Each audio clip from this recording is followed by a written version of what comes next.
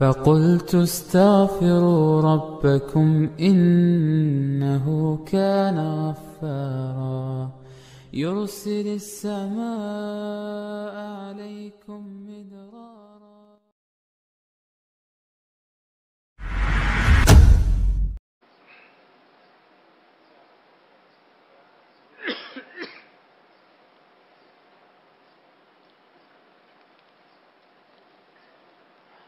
Ada pertanyaan yang masuk.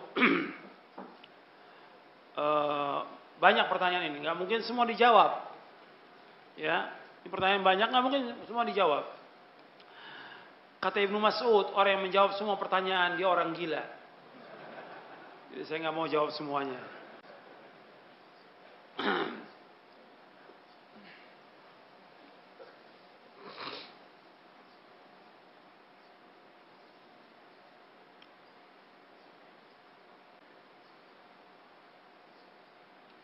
Bagaimana orang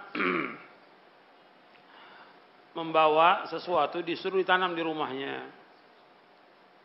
Kemudian baca bismillah 784 kali setiap malam. Ini udah syirik ini. Ini yang ngasih ini dukun. Cuma berkedok kiai. Dukun. Jadi antum jangan percayalah dengan bacaan-bacaan itu bilang-bilang tertentu. Itu bukan dari syariat. Dan banyak memang diadakan yang seperti itu oleh orang. Dan orang percaya. Dan kelihatan orang kalau sudah keluar dari syariat kelihatan. Dan ini makanya saya sebutkan tadi. Agama Islam agama yang mau tanya. Keterangannya mana? Dalilnya mana?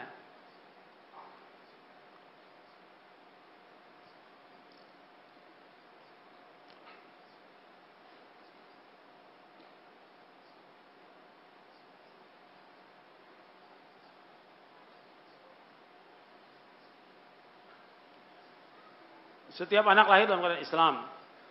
Bagaimana kalau dia orang Nasrani, anaknya yang masih kecil meninggal belum balik, dia masih dalam keadaan Islam dia.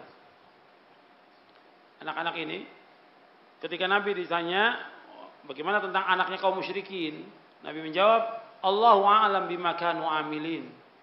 Allah tahu tentang apa yang mereka perbuat.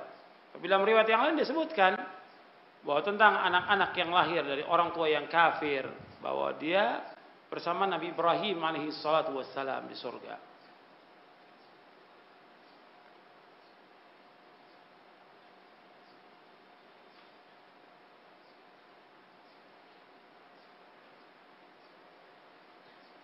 Bagaimana dakwah Islam yang baik dan benar untuk keluarga?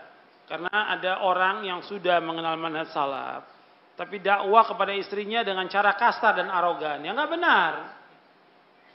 Ya kadang-kadang ini juga nggak dipahami oleh suami. Dia dapat hidayah dari Allah muda, tapi belum tentu istrinya. Kesalahan itu, kesalahan dari suami karena ketika dia awal nikah nggak kenal akidah yang benar, nggak kenal manhaj yang benar. Di perjalanan hidupnya, ketika dia sudah punya anak, bahkan ada yang sudah punya cucu, dia baru tahu yang hak ini Al-Quran Sunnah Al-Fahmi Salaf. Dia ikut. Dia ingin paksakan istrinya seperti dia. Gak bisa. Dia yang bina istri ini sejak dulu ya mengikuti bid'ah.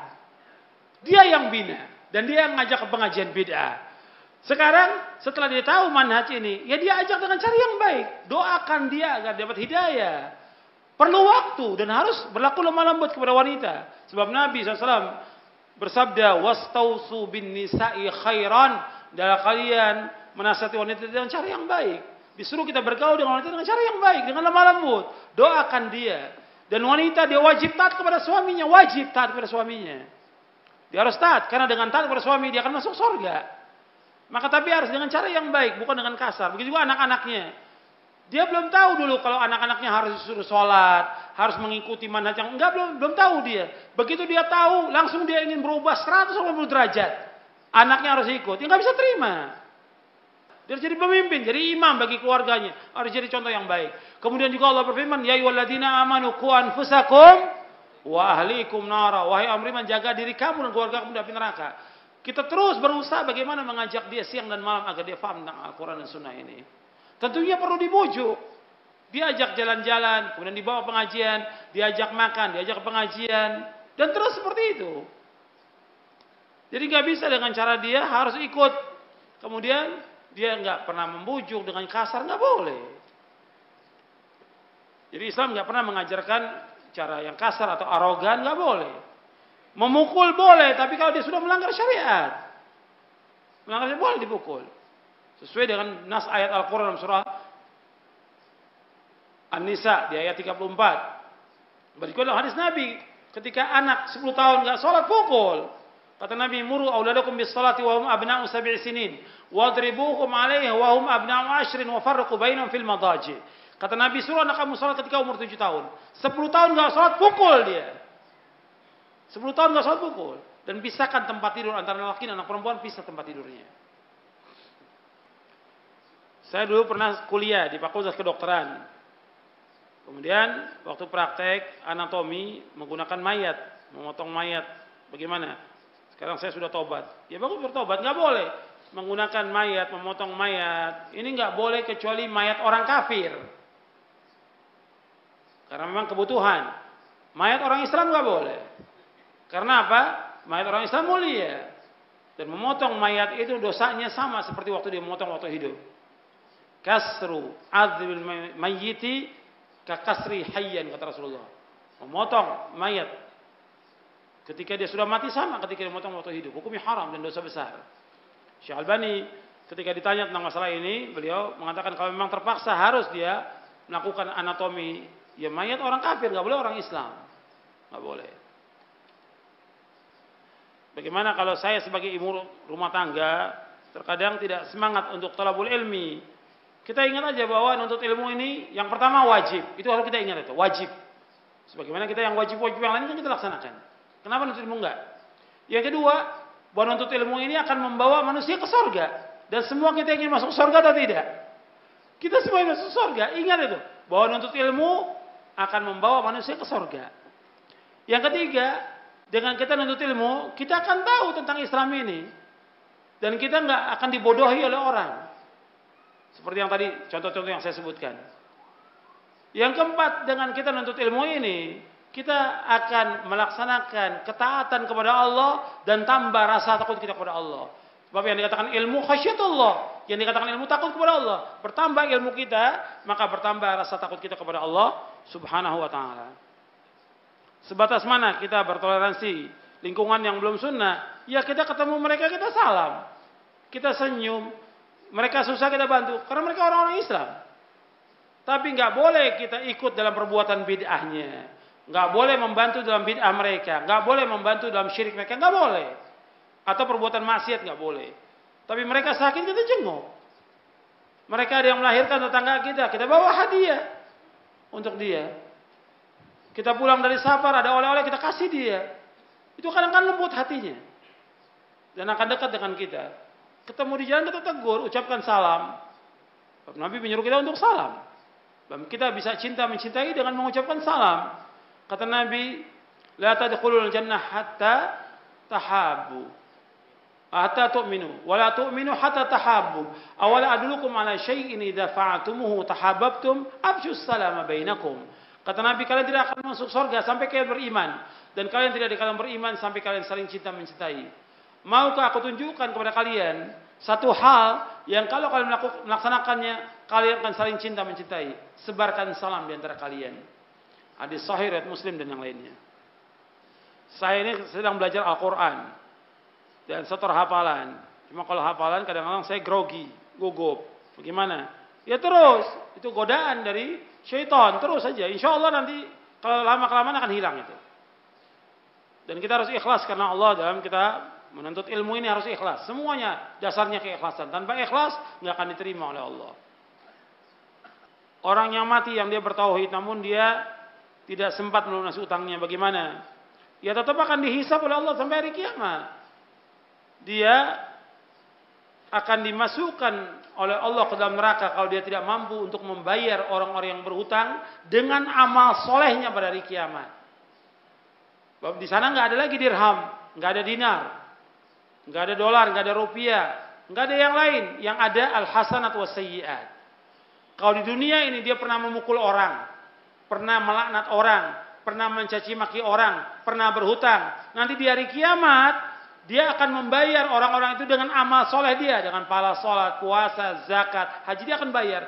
Kalau seandainya sudah dibayarkan semua, tetap masih ada hutang dengan orang lain, maka dosa orang itu akan ditimpakan kepada dia, kemudian diseret dan dimasukkan ke dalam neraka. Waliyatubillah. Itu yang Nabi katakan, orang yang muflis, orang yang bangkrut pada hari kiamat. Waliyatubillah. Bagaimana kalau ada seorang yang Nasrani, dia mau masuk Islam. Sebelum masuk Islam dia ikut sholat. Bagaimana? Ya tetap sholatnya nggak akan diterima sampai dia masuk Islam. Syaratnya dia masuk Islam dulu. Seluruh amal kebaikan dari orang kafir nggak akan diterima oleh Allah sampai dia mengucapkan 2 kalimat syahadat. Banyak orang Islam yang meninggalkan sholat. Apa hukumnya dosa besar atau dia kafir? Hukumnya dosa besar yang paling besar. Meninggalkan sholat, hukumnya dosa besar yang paling besar. Betul Nabi menyebutkan dengan kalimat kafir dalam hadisnya. Tapi dalam artian kufrun duna kufrin. Nabi bersabda SAW, Inna bainar rajuli wa bainal kufri wa syirki tarkus salat. Antara seseorang dengan kekufuran dan kesyirikan meninggalkan salat. Artinya kalau dia meninggalkan salat, maka dia masuk di ambang pintu kekafiran. Hadis ini sahih. Riwayat Muslim, Ahmad dan yang lainnya. Jadi orang yang meninggalkan sholat, hukumannya berat. Dosa besar yang paling besar. Makanya dulu, para ulama memberikan hukuman yang berat kepada orang yang tidak sholat.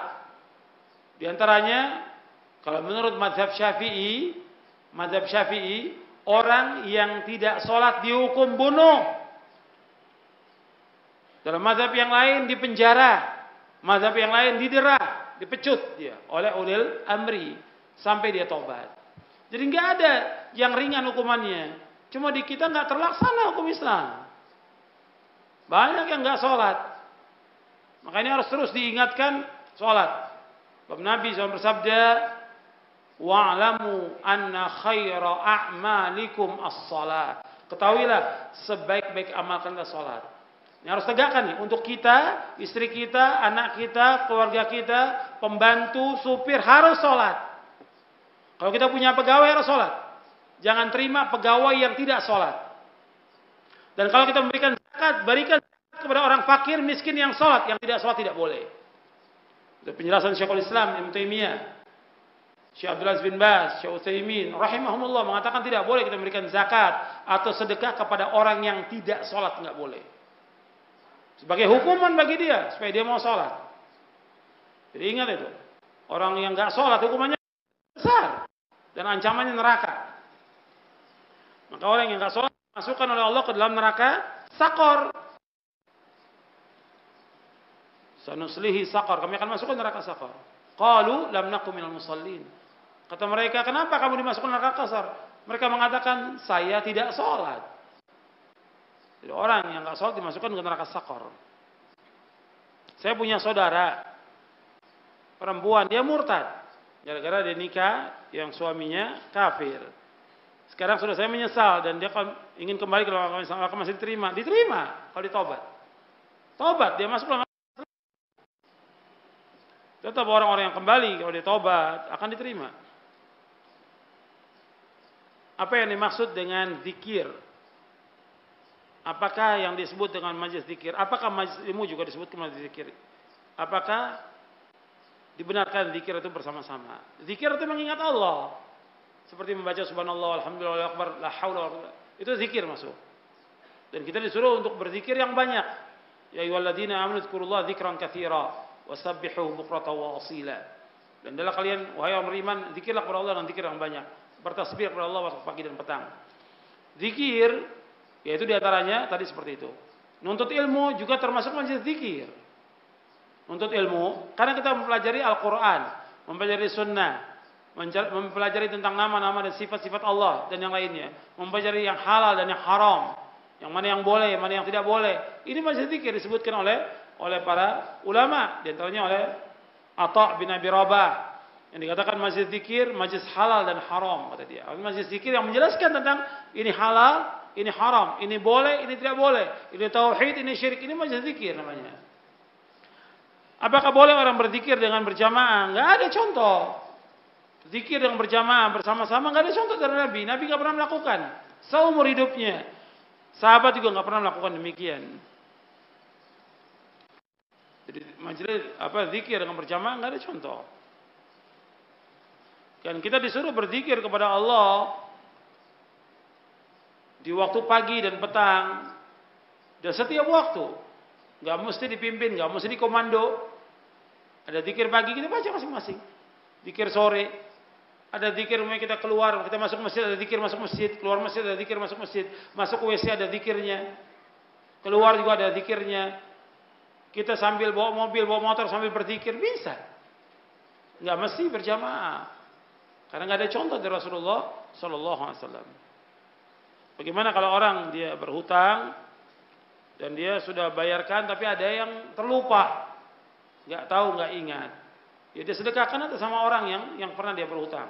Makanya Allah menyebutkan dalam Al-Quran di ayat yang terpanjang dalam Al-Quran, ayat tentang hutang, disuruh kita tulis. Ya ayyuhalladzina amanu idza tadayantum bidainin ila ajalin musamman faktubu. Wahai yang beriman, apabila kalian utang piutang, idza tadayantum bidainin ila ajalin musamman, sampai waktu tertentu, faktubu. Allah suruh tulis. Ditulis itu. Supaya kita ingat, kalau kita utang sama orang, tulis, catat. Apakah doa yang dibaca waktu menguap nggak ada doanya. Kalau bersin ada. Ketika bersin baca apa? Alhamdulillah. Orang yang mendengar baca apa? Ya rahmukallah. Bilangan yang rajih untuk wudu itu 3 kali atau 1 kali. Yang wajib 1 kali. Yang afdal, yang bagus, yang baik, yang utama 3 kali. Tapi untuk kepala 1 kali. Menurut hadis Ali bin Abi Thalib radhiyallahu anhu, bahwa Nabi mengusap kepalanya 1 kali. Apakah seorang suami apabila dia mau nikah lagi, apakah harus izin dengan istrinya? Ya enggak ada keterangan izin dengan istri. Cuma dia harus melihat kepada maslahat dan mafsadah. Maslahat atau tidak buat dia dan keluarganya. Bahwa ada juga orang yang memaksakan diri untuk nikah lagi, kemudian jadi masalah buat keluarganya. Ribut terus. Jadi harus lihat, kalau maslahat bagi dia dan dia lebih tahu tentang istrinya, dia lebih tahu tentang dirinya, dia lebih tahu tentang anaknya. Maslahat atau tidak? Kalau dia maslahat, dalam Islam dibolehkan. Jadi ini harus diperhatikan. Kalau izin, nggak ada seperti kita mau sedekah, infak, nggak ada izin dengan istri. Nikah juga nggak ada izin dengan istri, nggak ada keterangan dalam syariat, tidak ada. Gitu. Tapi tetap untuk masalah nikah ini antum melihat kepada maslahat dan mafsadah. Bagaimana kalau seorang istri dia tidak diizinkan oleh suami untuk pergi ngaji, tapi saya bandel aja, ya nggak boleh. Karena suami punya hak. Kalau umpamanya dia tidak izinkan dan suami ada di rumah, dia ingin mencampuri istrinya, dosa si istri. Dengan dia keluar rumahnya, nggak boleh. Tetapi istri harus izin kepada suaminya. Kalau suami izinkan dia jalan, kalau nggak boleh. Dan suami juga diingatkan, nggak boleh dia melarang istrinya untuk berbuat kebajikan. Selama itu bukan safar dan masih dekat dengan rumahnya. Dan itu insya Allah manfaat buat dirinya. Suami nggak mampu untuk mengajarkan Islam. Nggak mampu juga untuk mengajarkan bagaimana cara beribadah yang benar. Sekarang si istri mau ngaji, yang dilarang. Nggak boleh suami melarang istrinya. Tapi si istri juga nggak boleh. Karena suami nggak izinkan, ya saya nekat, nggak boleh juga. Karena dibangun rumah tangga itu untuk mencapai sakinah, mawaddah, warahmah. Ketika dia tidak ada, maka suami juga akan berpikir yang lain. Dan dia durhaka karena melanggar perintah atau melanggar suaminya. Jadi ini harus diingatkan bagaimana caranya supaya bisa suami mendukung. Tinggal ibu-ibu berusaha bagaimana supaya suami mendukung pengajian ini. Dan dia juga ikut ngaji. Coba cari cara yang baik dan doakan agar dapat hidayah. Bolehkah seorang belajar ilmu syar'i dan belajar ilmu dunia untuk menunjang kehidupan dunia? Saya tidak melarang dan Islam tidak melarang orang belajar ilmu dunia, ilmu kedokteran atau di teknologi atau yang enggak dilarang dalam Islam. Antum a'lamu bi umuri duniaku. Cuma yang salah orang-orang itu tidak belajar syariat dulu, agama dulu. Ini yang penting kan agama dulu pokok. yang wajib, ilmu syar'i yang pokok, yang wajib dipelajari oleh semua orang, semuanya. Bapak, anak, atasan, bawahan, ulil amri, rakyat, pejabat, bukan pejabat, semua wajib menuntut ilmu syar'i. Thalabul ilmi faridatun ala kulli muslimin. Nah, sekarang yang terjadi tidak, dari mulai kecil dia belajar ilmu dunia, ilmu syar'i nggak pernah diajarkan dan nggak pernah belajar. Ini yang salah. Dia boleh belajar soal ilmu kedokteran, boleh. Tapi yang pokok terus dia mempelajari ilmu syar'i. Itu yang wajib. Ini kan yang tidak. Sekarang ini orang kalau udah belajar ilmu yang lain dianggap dia sudah berilmu. Padahal dia nggak punya ilmu agama sama sekali. Bahkan kadang-kadang disuruh ceramah lagi. Ilmu apa yang dia punya? Wala Quran, wala sunnah, wala hadis, wala athar. Akhirnya ya asbun, asal bunyi aja. Rusak agama ini. Meskipun dia profesor doktor, tapi ilmunya lain, bukan bidang agama dia. Nggak berhak dia untuk bicara. Karena yang berhak untuk menyampaikan agama ini orang punya ilmu syar'i sesuai dengan syariat. Makanya kata Syekhul Islam Taimiyah Ibnu Qayyim, Syekh Utsaimin, orang-orang yang tidak mengerti agama ini, dia ceramah atau dia berdakwah, ngerusak agama ini, dirusak oleh mereka. Seperti yang terjadi. Yang di televisi dan yang lain, ngerusak agama ini. Dia nggak ngerti agama dia, kemudian berfatwa lagi. Asal jawab semua pertanyaan dijawab oleh dia. Nggak pakai dalil sesuai dengan rakyunya. Rusak agama Islam ini. Di surat apa? Di ayat berapa? Yang menegaskan kalau wanita safar itu harus dengan mahram. Bukan ayat hadis. Riwayat Bukhari, Muslim dan yang lainnya, Nabi bersabda, la tusafiranna imra'atun illa wa ma'adhi mahramin. Tidak boleh sekali-kali seorang wanita safar kecuali bersama mahramnya. Enggak boleh sekali-kali seorang wanita safar kecuali bersama mahramnya. Makanya Nabi SAW ketika Nabi melaksanakan hajjatul wada' diumumkan oleh para sahabat ke seluruh penjuru dunia bahwa Nabi akan menunaikan ibadah haji. Datang dari semua penjuru bersama Nabi SAW. Ada seorang sahabat, ya Rasulullah, saya sudah mencatatkan diri untuk perang dan istri saya ingin haji bersama engkau. Aman bersama Rasulullah, hajatul wada. Kata Nabi, kamu batalkan perang kamu antarkan istri kamu untuk haji. Batalkan perang kamu. Disuruh batalkan, suruh ngantarkan istrinya. Bagaimana kalau seorang yang tiba bulan Ramadan tetapi dia belum membayar hutang Ramadan sebelumnya? Ya dia tetap puasa Ramadan, nanti setelah Ramadan dia bayar. Yang belum tahun lalu itu dia bayarkan. Sekarang ini masih ada kesempatan. Sekarang kita masih berada di pertengahan bulan Rajab. Nanti setelah itu Sya'ban, masih ada 1,5 bulan untuk mengganti puasa. Sekarang kesempatan untuk mengganti. Jadi berusaha untuk mengganti. Seperti Aisyah radhiyallahu anha, beliau mengganti puasa di bulan Sya'ban. Karena baru sempatnya di bulan Sya'ban. Dan Nabi yang terbanyak puasa pada bulan Sya'ban Nabi puasa. Ada yang berpendapat bahwa negara Indonesia ini kafir. Ditanya keterangannya apa? Kembalikan kepada dalil. Kepada dalil, antum lihat dalil. Di Sahih Bukhari, ketika Nabi SAW akan menyerang satu kaum, Nabi suruh sahabat untuk menunggu sampai dikumandangkan azan. Ketika azan dikumandangkan, maka nggak boleh diserang. Berarti dia orang apa? Islam. Karena di Indonesia ini dikumandangkan azan tidak? Dikumandangkan azan di Indonesia ini. Orang sholat berjamaah, kemudian ada sholat Jumat, Idul Fitri. Dari mana yang mengatakan negara kafir? Ini terlalu ceroboh ya. Dan ini juga kelompok, kalau dikatakan kelompok takfiri, keturunan dari Khawarij. Terlalu gampang mengkafirkan orang, nggak boleh. Betul dia ngambil dari ayat wa man lam yahkum bima anzalallahu fa ulaika humul kafirun. Barang siapa yang tidak berhukum dengan hukum Allah maka dia kafir. Kafir di sini kata Ibnu Abbas kufrun duna kufrin. Dikatakan juga oleh Imam Tawus kufrun duna kufrin. Bukan kafir yang mengeluarkan orang dari Islam. Kita melaksanakan syariat agama Islam. Meskipun tidak seluruhnya. Betul, banyak undang-undang yang belum melaksanakan syariat Islam. Ya kita tetap mendakwakan dengan cara yang baik kepada ulil amri. Kita usulkan, kita ajak majelis ulamanya juga untuk mendakwakan. Jadi tetap usaha itu harus ada. Dan mestinya orang-orang yang mengatakan dirinya Islam, ya, katanya partai Islam, mestinya kan cita-citanya menegakkan apa? Hukum Islam. Itu kayak Brunei. Ya, Brunei ngumumkan pelaksanaan hukum Islam, syariat Islam. Orang yang berzina itu harus didera.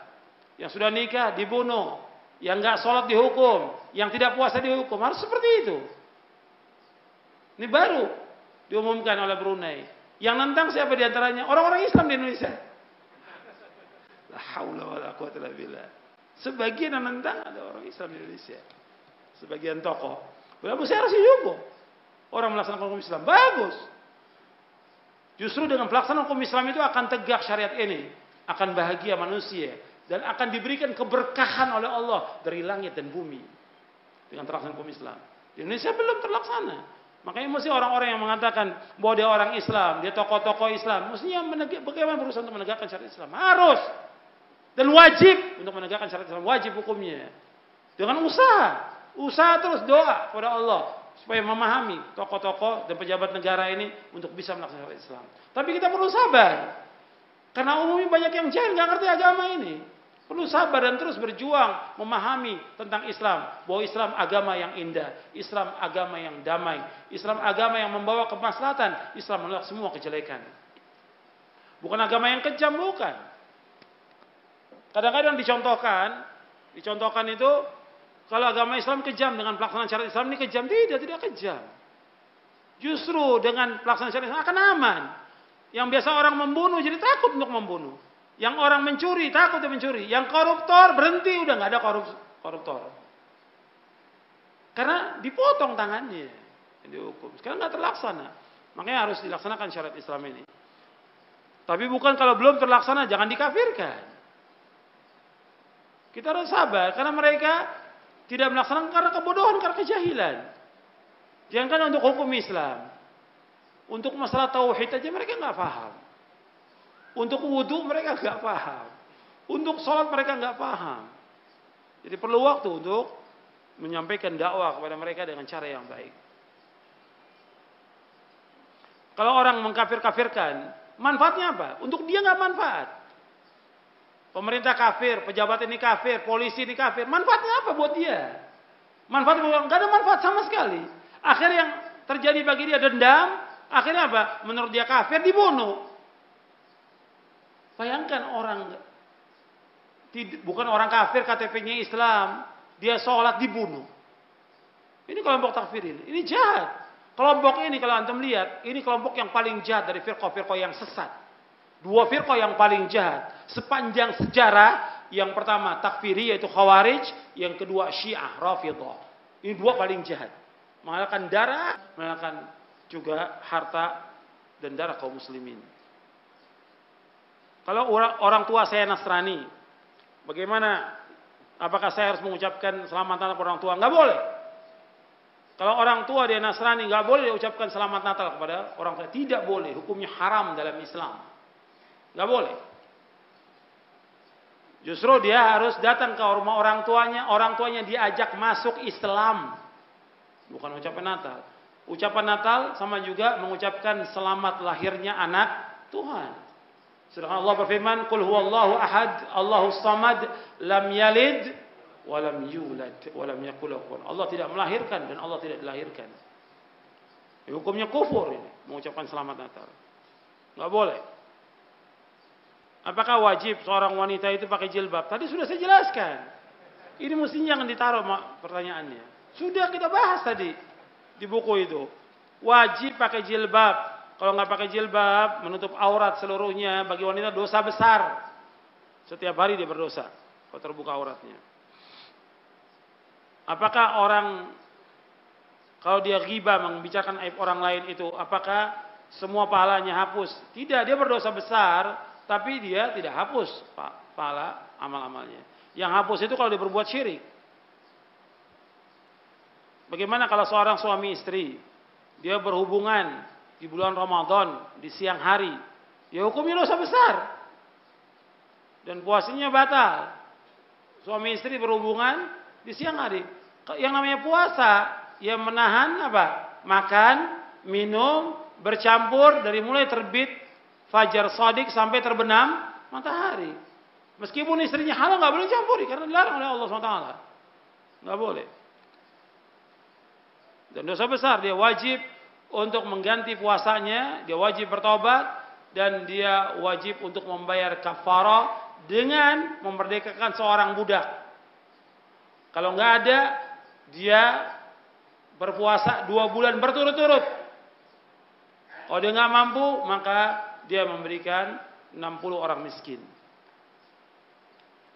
Bagaimana kita sudah berusaha mengajak saudara kita untuk sholat, untuk ngaji, tapi mereka belum terima. Bagaimana? Ya kita tutup dakwah, nggak boleh berhenti. Dicela, dicaci, dimaki, dihina, difitnah, jalan terus dakwah, nggak boleh berhenti. Dilarang di masjid lain, ya pindah ke masjid lain dakwah itu. Jangan berhenti, jalan-jalan. Yang hak ini harus tegak di muka bumi ini, harus jalan, nggak boleh berhenti. Jalan.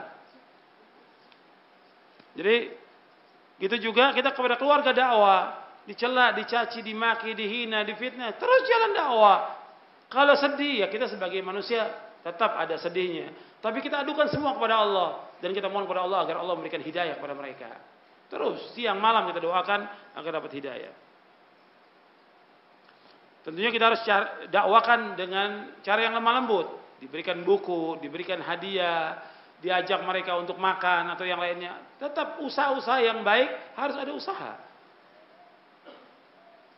Bagaimana supaya kita istiqomah untuk terus melaksanakan sunnah? Ini jawabannya panjang, yang satu buku ini. Jadi kita harus istiqomah, memang wajib istiqomah di atas sunnah. Bahwa Allah berfirman, "Fastaqim kama umirta." Istiqomahlah kamu dengan apa yang Allah perintahkan. Ya tentunya untuk bisa istiqomah kita harus terus untuk menuntut ilmu, nggak boleh berhenti. Kemudian yang kedua, kita terus mengamalkan amal-amal soleh. Yang ketiga, kita mencari teman yang baik, teman yang soleh. Yang keempat, kita harus selalu berdoa. Ya muqallibal qulub, tsabbit qalbi ala dinik. Kemudian kita berusaha untuk ya tetap semangat dalam kita melaksanakan agama Islam ini. Ya banyak yang lain sebab-sebab dan faktor pendukung untuk kita istiqomah. Tadi disebutkan bahwa agama yang terutama agama Islam, bagaimana sikap kita terhadap keadaan yang kita lihat banyaknya agama. Ya kita berusaha untuk mendakwakan dengan semampu kita. Kita nggak mengganggu mereka, mereka mengganggu kita. Tetap kita jalan dakwah ini. Yang penting bagaimana kita orang-orang Islam ini memahami Islam yang benar. Itu dulu yang harus kita perhatikan. Banyak orang Islam yang melakukan amal-amal yang mengeluarkan mereka dari Islam. Seperti apa? Kesyirikan. Kemunafikan. Itu dakwakan dulu. Di samping kita mengajak yang lain juga untuk masuk ke dalam agama Islam. Ya, saya pikir cukup sampai di sini karena sudah masuk waktu zuhur. Dan saya mohon maaf, ini yang bisa saya sampaikan, kurang lebihnya saya mohon maaf. Dan saya ucapkan terima kasih kepada semua yang hadir untuk datang. Dan kepada pengurus Masjid Salman Al-Farisi yang memberikan tempat kepada kita. Terima kasih banyak. Jazakumullahu khairan. Jazakumullahu khairan. Dan juga kepada seluruh panitia yang berusaha untuk mengadakan kajian ini. Meskipun tadinya tidak boleh, kemudian pindah ke tempat ini. Alhamdulillah. Perjuangan panitia, Masya Allah. Allah memberikan balasan yang setimpal dan yang lebih baik dari apa yang mereka usahakan. Jazakumullah khairan wa jazakumullah khairan. Dan juga kepada semua yang hadir, mudah-mudahan kajian ini bermanfaat untuk saya dan untuk antum sekalian, untuk seluruh yang ikhwan dan akhwat dan seluruh pemirsa Radio Roja, TV Roja, dan semua yang ikut mendengarkan kajian ini. Mudah-mudahan bermanfaat dan dapat kita amalkan, dan mudah-mudahan kita diberikan oleh Allah ilmu yang bermanfaat dan diberikan taufik oleh Allah untuk melakukan amal-amal soleh, dan mudah-mudahan juga kita diberikan rasa takut kepada Allah, sebab yang dikatakan ilmu itu khasyatullah, takut kepada Allah. tambah takut kita kepada Allah, tambah iman kita, tambah ketaatan kita, dan juga tambah amal-amal soleh kita dan perbuatan baik kita. Itu saja. Mudah-mudahan Allah memudahkan semua urusan kita dan menjauhkan kita dari berbagai macam malapetaka. Wassallallahu nabiyana Muhammadin sallallahu alaihi wasallam, subhanakallahumma bihamdik, asyhadu an la ilaha illa anta, astaghfiruka wa atubu ilaik. Assalamualaikum warahmatullahi wabarakatuh.